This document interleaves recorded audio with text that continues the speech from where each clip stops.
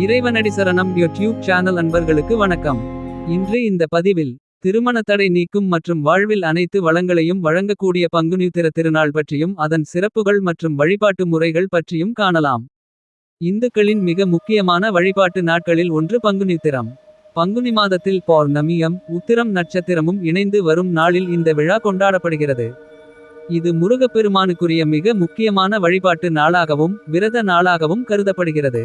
முருகப்பெருமான் இந்திரனின் மகளான தேவசேனையை திருமணம் செய்து கொண்டது இந்த நாளில்தான் என புராணங்கள் கூறுகின்றன. முருகப்பெருமான் மட்டுமின்றி சிவன், பார்வதி, ஸ்ரீராமர், சீதை, ஸ்ரீரங்கநாதர், ஆண்டாள் என பல தெய்வீக திருமணங்கள் நடைபெற்ற நாளாக பங்குனி உத்திரம் குறிப்பிடப்படுகிறது. பல தெய்வங்களுக்கும் திருமணம் நடைபெற்ற நாளாக இருந்தாலும் பங்குனி உத்திரம் முருகப்பெருமானுக்குரிய நாளாகவே கருதப்படுகிறது. காரணம், முருகப்பெருமானுக்குள் அனைத்து தெய்வங்களும் அடக்கம் என சாஸ்திரங்கள் சொல்கின்றன. அதனால்தான் இது முருகனுக்குரிய வழிபாட்டு நாளாக கருதப்படுகிறது. இந்த நாளில் விரதம் இருந்து முருகப்பெருமானை வழிபட்டால் திருமண வாழ்க்கையில் இருக்கும் தடைகள் நீங்கி நல்ல வாழ்க்கை துணை அமையும் என்பதால் பங்குனி உத்திர விரதத்திற்கு கல்யாண விரதம் என்ற பெயரும் உண்டு. மேலும் இந்நாளில் திருமணம், சொத்துக்கள் வாங்குவது, வீடு கிரகப்பிரவேசம் செய்வது போன்ற சுப நிகழ்ச்சிகளை நடத்துவதும் வழக்கமாக உள்ளது. தமிழகம் மட்டுமின்றி கேரளா, கர்நாடகா, ஆந்திரா போன்ற மாநிலங்களிலும் திருமண வரம் வேண்டி பங்குனி உத்திர நாளில் பலரும் விரதம் இருப்பது வழக்கம். திருமணம் ஆகாத ஆண், பெண்கள் மட்டுமின்றி திருமணமான தம்பதிகளும் இந்த நாளில் சிறப்பு பூஜைகள் செய்து தங்களின் வாழ்க்கை சிறப்பான முறையில் அமைய வழிபாடு செய்வார்கள்.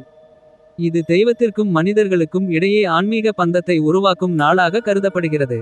பங்குனி உத்திரம் அன்று முருகப் பெருமானிடம் வேண்டிய வரங்கள் கிடைக்க நெய் தீபம் மற்றும் வெற்றிலை தீபம் ஏற்றி வைத்து விரதம் இருந்து பஞ்சாமிர்த அபிஷேகம், பாலபிஷேகம் செய்து ஓம் சரவண பவாய நமக என்ற மந்திரத்தை உச்சரித்தும் வழிபடலாம்.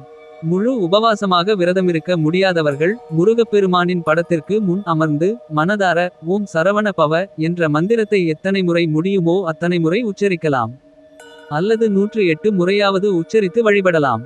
முருகனின் 108 சத நாமாவளிகளை சொல்லி அர்ச்சனை செய்வதும் சர்க்கரை பொங்கல், பாயசம், பழங்கள், பஞ்சாமிர்தம், வெற்றிலை பாக்கு, தேங்காய் போன்றவற்றை நைவேத்தியமாக படைத்து வழிபடுவதும் சிறப்பு. பங்குனி உத்திரம் என்பது வெறும் வழிபாடு மட்டுமல்ல, அது இறைவனோடு நம் ஆன்மா இணையும் ஒரு உன்னதமான நாள். இந்த நன்னாளில் முருகப்பெருமான், சிவபெருமான் மற்றும் அனைத்து தெய்வங்களின் அருளும் உங்கள் இல்லத்திலும் உள்ளத்திலும் நிறையட்டும். தடைகள் நீங்கி மங்களகரமான காரியங்கள் உங்கள் வாழ்வில் கைகூட மனதார வேண்டிக்கொள்கிறேன். ஓம் சரவணபவ. இந்த தகவல் உங்களுக்கு பயனுள்ளதாக இருந்திருக்கும் என நம்புகிறேன். முருகப்பெருமானின் எந்த அறுபடை வீடு உங்களுக்கு மிகவும் பிடிக்கும்? கமெண்டில் சொல்லுங்கள்.